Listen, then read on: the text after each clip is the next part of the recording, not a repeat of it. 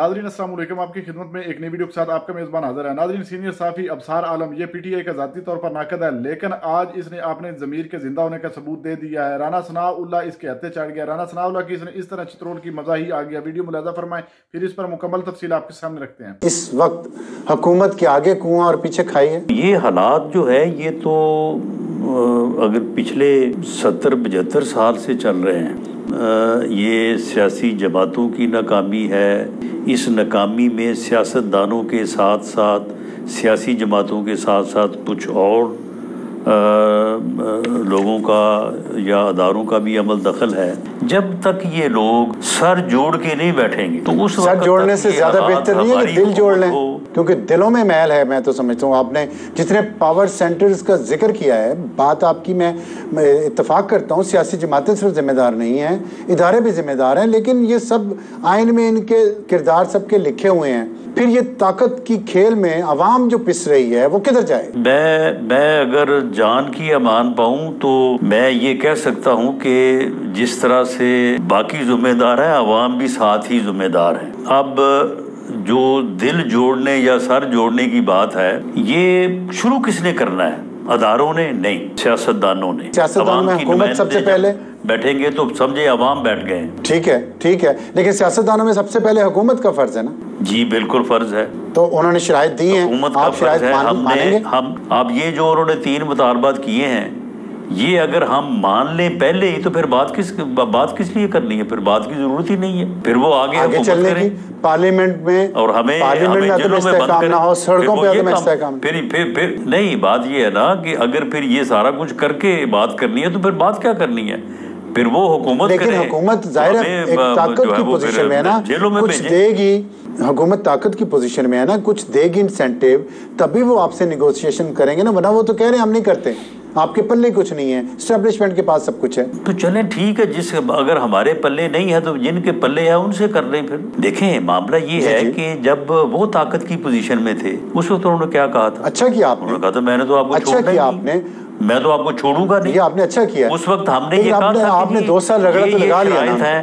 पहले मुकदमे वापस करो, ये करो, वो करो, फिर उसके बाद बैठेंगे। वो जिस तरह से वो हमें कह रहे हैं ना कि जी आप तो जी गलत तरीके से आ गए हैं, फॉर्म 47 से आ गए हैं, उस वक्त हमारा भी ये मौक़िफ़ था कि आप वो आरटीएस बिठा के आ गए हैं। नहीं देखे ना, अब आप मुझे ये बताएं कि आपने उनको 2 साल रगड़ा लगाया, उन पे केसेस किए, उन केसेस में उनको इलेक्शन से कुछ दिन पहले सजा हो गई, जो उनके लिए हमदर्दी की लहर जिसने पैदा की वो मजलूम बन गए।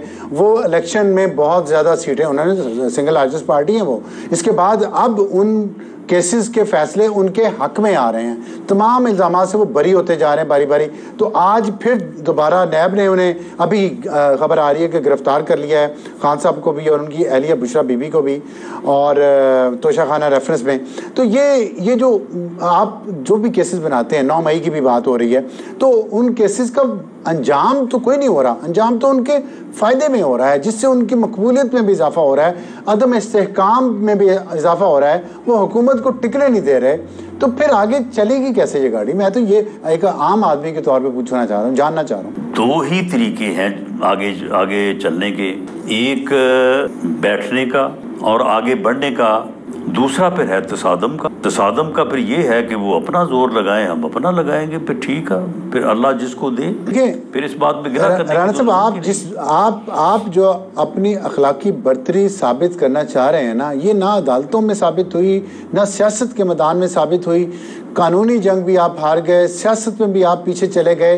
तो फिर ये जो आपकी अखलाकी बर्तरी है, इससे आपको फ़ायदा क्या हो रहा है? सिर्फ ये कि आप हुकूमत में हैं, एस्टेब्लिशमेंट के साथ हैं, वो आपके साथ है, और अदम इस्तेहकाम है? नहीं, अखलाकी बर्तरी तो हम साबित करना इसलिए चाह रहे हैं कि मैंने जो बात की है, आप उसमें किसी जगह भी आप बताएं कि ये गलत है।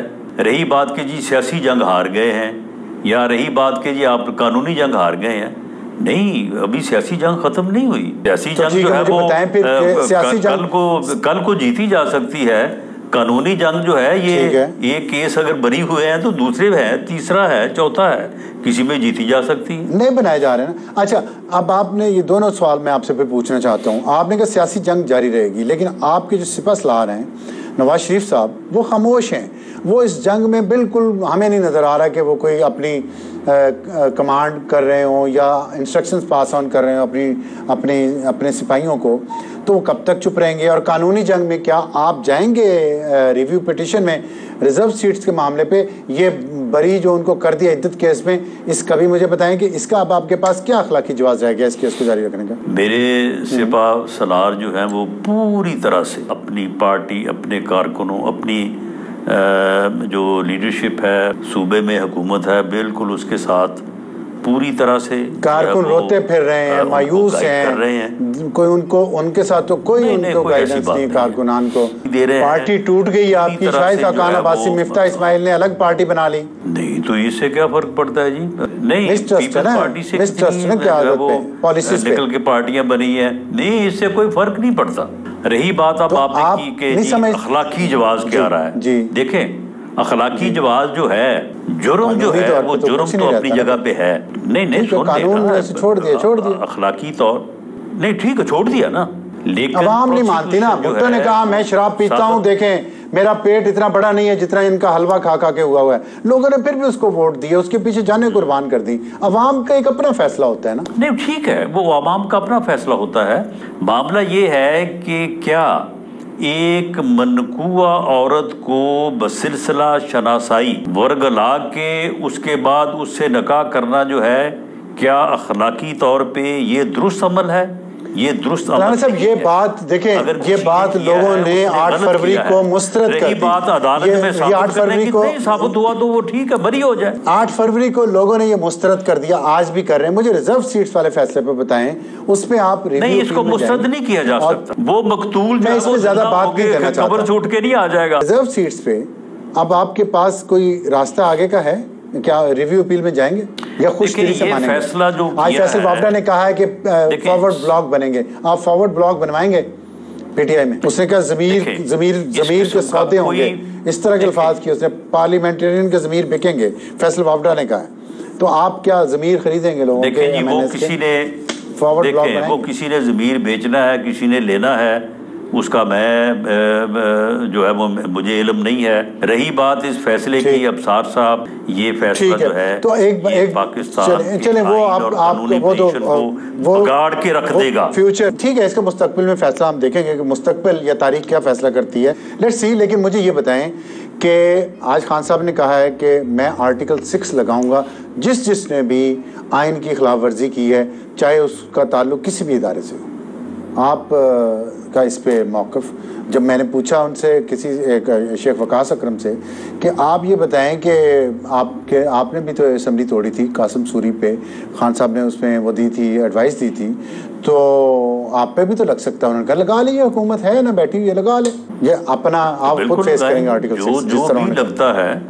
देखें जो भी उनके ऊपर लग सकता है वो सारा कुछ लगाएंगे। जब ये आप कह रहे हैं आप खान साहब पे आप कह रहे हैं कि आप पीटीआई के चेयरमैन पे, साबिक चेयरमैन पे और कासिम सूरी पे आर्टिकल 6 के तहत मुकदमा करेंगे? जी, ये मुकदमा जो है ये ठीक है, प्रोसिक्यूशन और जो मुतलका जो लीगल टीम है वो देख रही है। नाज़रीन, आपने वीडियो मुलाज़ा फरमाई है। नाज़रीन देख लें किस तरह ये झूठे मुकदमात बनाकर इमरान खान को इन लोगों ने फंसाया हुआ था, लेकिन अदालत ने उनको बाइज्जत बरी कर दिया है। तमाम जो झूठे केसेस बनाए गए थे उस पर इमरान खान को बाइज्जत बरी किया गया है, उनकी अहलिया को बाइज्जत बरी किया गया है। लेकिन फिर भी ये अपनी 8 धर्मी से बाज नहीं आया और एक घिनौना खेल और खेल दिया। तोशाखाना के केस में फिर उनको गिरफ्तार कर लिया गया। नाज़रीन, आपने वीडियो मुलाज़ा फरमाई किस तरह राना सनाउल्लाह इंकिशाफ कर रहा है और कह रहा है कि जब तक इमरान खान जो है वो हमसे डील नहीं करेगा, हमसे बात नहीं करेगा, हमारी हुकूमत को तस्लीम नहीं करेगा, तो हम आए रोज नया केसेस जो है वो बनाते रहेंगे, इमरान खान को हम बाहर नहीं निकलने देंगे।